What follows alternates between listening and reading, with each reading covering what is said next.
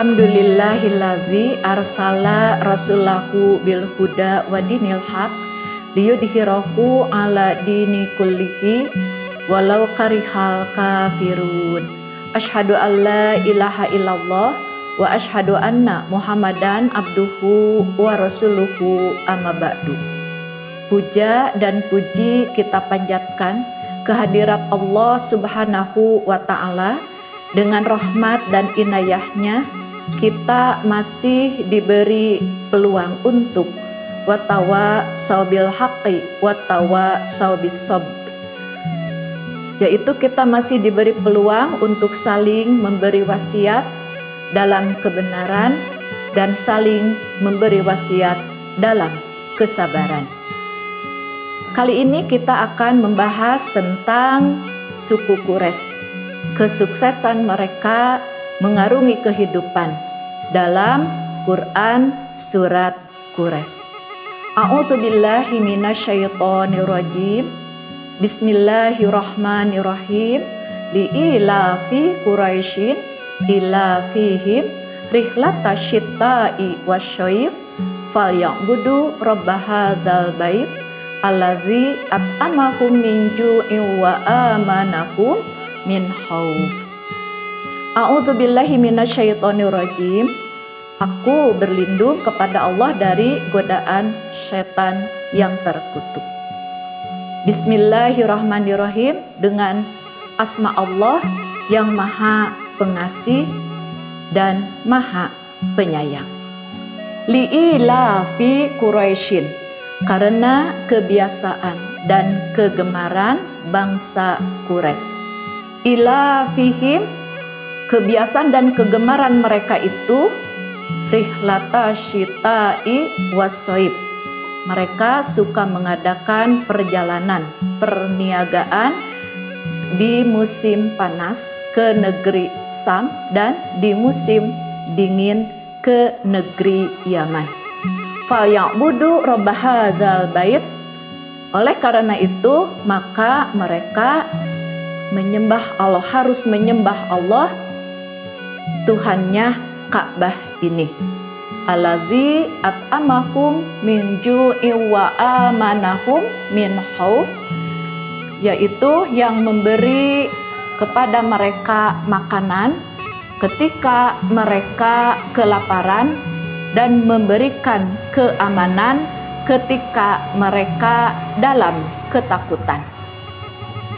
Di dalam surat Quraisy ini Allah menunjukkan karunia-Nya yang sangat besar terhadap suku Quraisy, yaitu setelah mereka diselamatkan dari serbuan pasukan gajah yang dipimpin oleh gubernur Yaman, yaitu Abraha, sehingga mereka merasakan benar-benar keamanan di daerah Haram Mekah dan juga datangnya rezeki makanan dari segala penjuru kota Mekah sehingga memenuhi kota Mekah. Karena itulah hendaklah mereka menyembah Allah sebenar-benarnya dan tidak menyekutukannya dengan sesuatu apapun.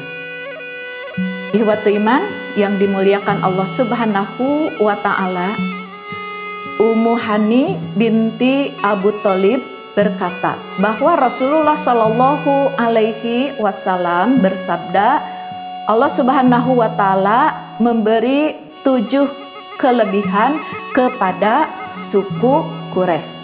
Apa kelebihan yang diberikan Allah kepada suku Quraisy itu? Yaitu yang pertama adalah aku dari suku mereka.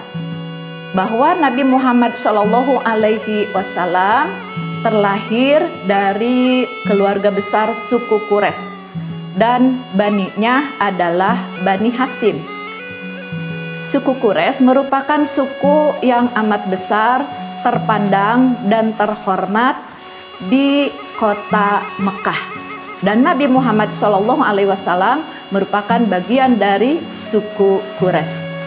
Yang kedua adalah kenabian beliau berada di tengah-tengah mereka. Nabi Muhammad Shallallahu Alaihi Wasallam diangkat oleh Allah Subhanahu wa Ta'ala menjadi Rasul terakhir ketika beliau sedang bertahanus, menyepikan diri di Gua Hiro di kota Mekah. Beliau beribadah menurut tata cara Nabi Ibrahim alaihi salam. Maka suatu malam pada tanggal 17 Ramadan, tiba-tiba datanglah malaikat Jibril dan menyampaikan wahyu yang pertama kepada beliau, yaitu Quran surat Al-Alaq ayat 1 sampai 5. Setelah turunnya Al-Alaq ayat 1 sampai 5, maka sejak itu Rasulullah Shallallahu Alaihi Wasallam diangkat, dikukuhkan oleh Allah menjadi Rasul terakhir, dan di antara tugas beliau adalah mendakwahkan ajaran agama Islam. Tentu saja yang pertama kepada keluarganya sendiri, kepada kerabatnya sendiri. Lalu setelah itu beliau diperintahkan untuk mendakwahkan ajaran agama Islam kepada masyarakat luas, terutama tentu saja kepada sukunya sendiri, yaitu suku Quraisy.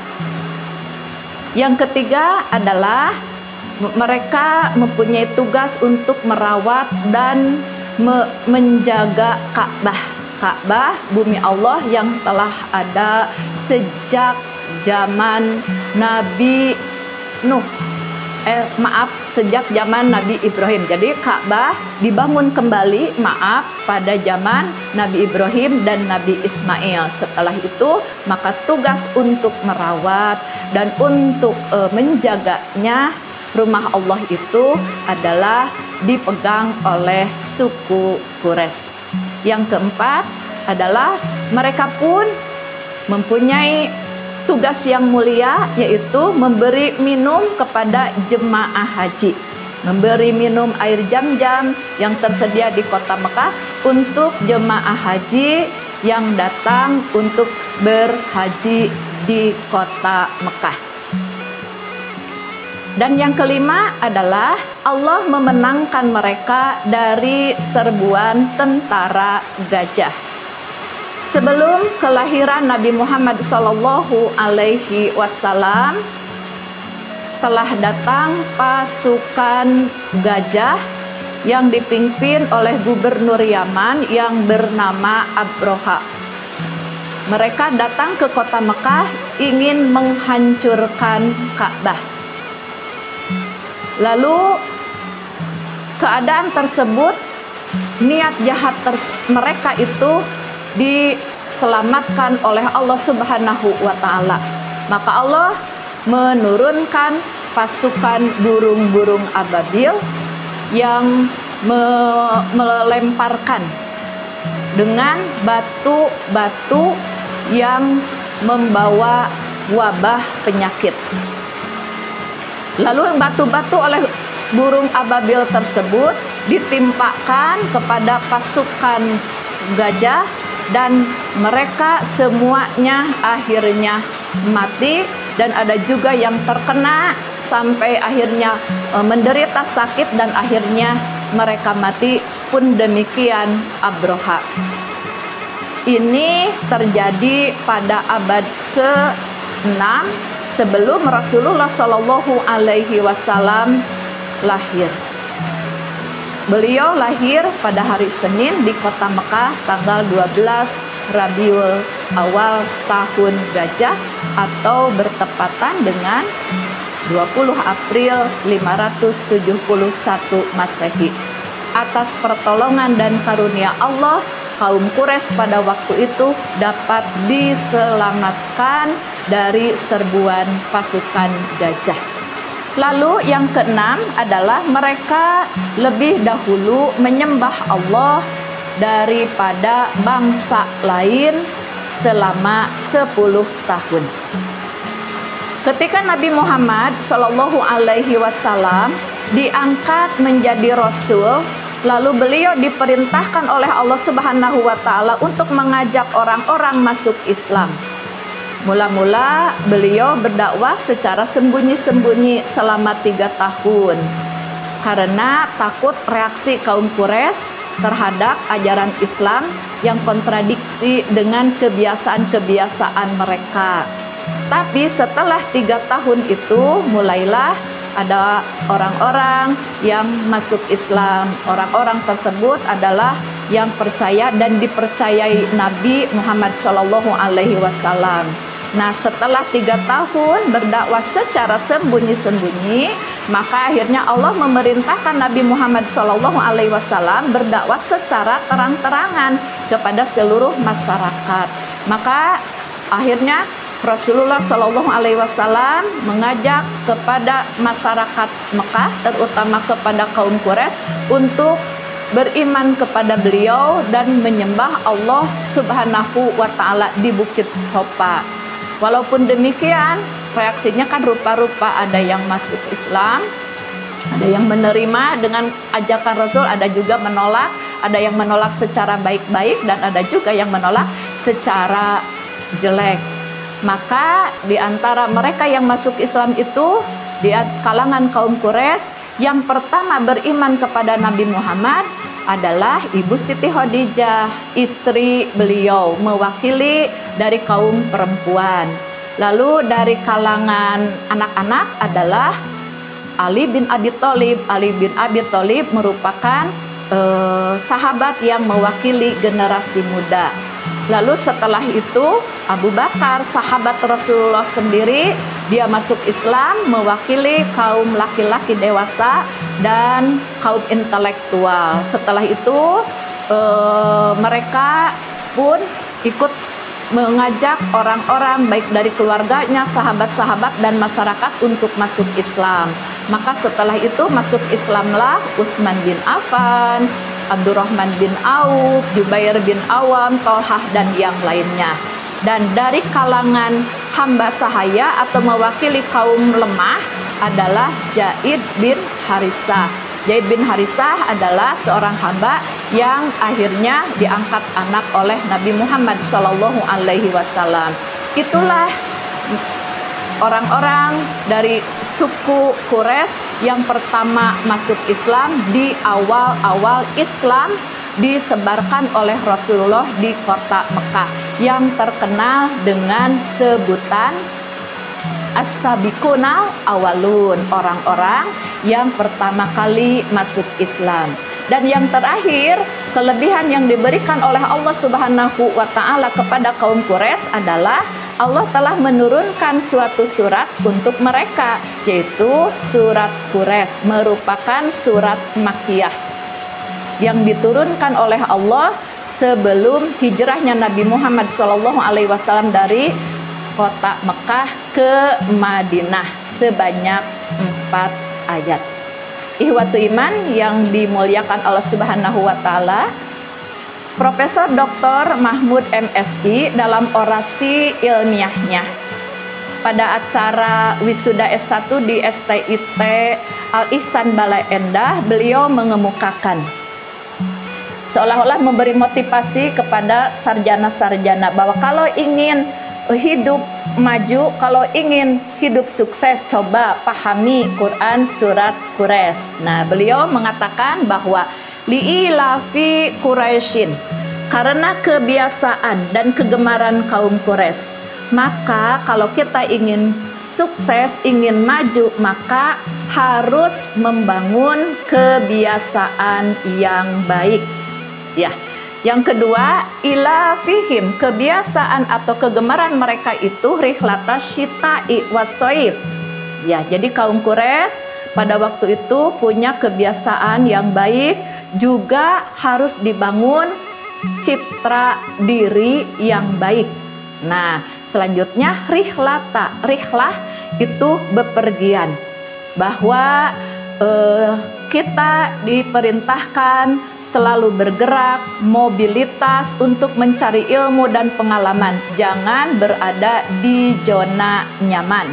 bergeraklah dan berkeinginanlah seperti kaum Quraisy dengan selalu mengadakan rihlah atau bepergian untuk berniaga. Rihlata syita'i was-shaib. Mereka suka mengadakan bepergian di musim panas ke negeri Syam, di musim dingin ke negeri Yaman. Artinya bahwa mereka itu pandai mempelajari situasi kondisi.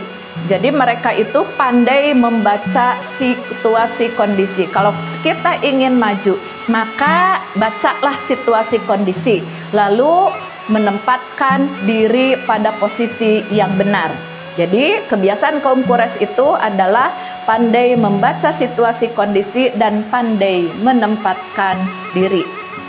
Fa ya'budu rabb hadzal bait, oleh karena itu hendaklah mereka menyembah Tuhannya Ka'bah ini, allazi at'amahu min ju'i wa amanahu min khauf, yaitu yang memberi mereka makan ketika mereka lapar dan memberi jaminan keamanan ketika mereka semua berada dalam ketakutan. Maksudnya semua itu yang kita lakukan dan yang kita perjuangkan harus diorientasikan kepada ibadah kepada Allah Subhanahu wa Ta'ala.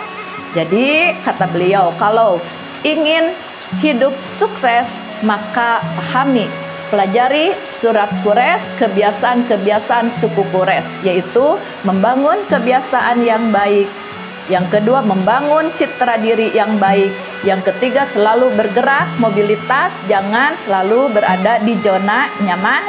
Yang keempat, pandai membaca situasi kondisi, pandai menempatkan diri. Dan yang kelima, semuanya harus dibingkai dengan orientasi ibadah kepada Allah Subhanahu wa Ta'ala. Semoga bahasan ini bermanfaat. Mohon maaf apabila ada khilafan. Rabbana atina fid dunya hasanah wa fil akhirati hasanah wa qina adzabannar. Wassalamualaikum warahmatullahi wabarakatuh.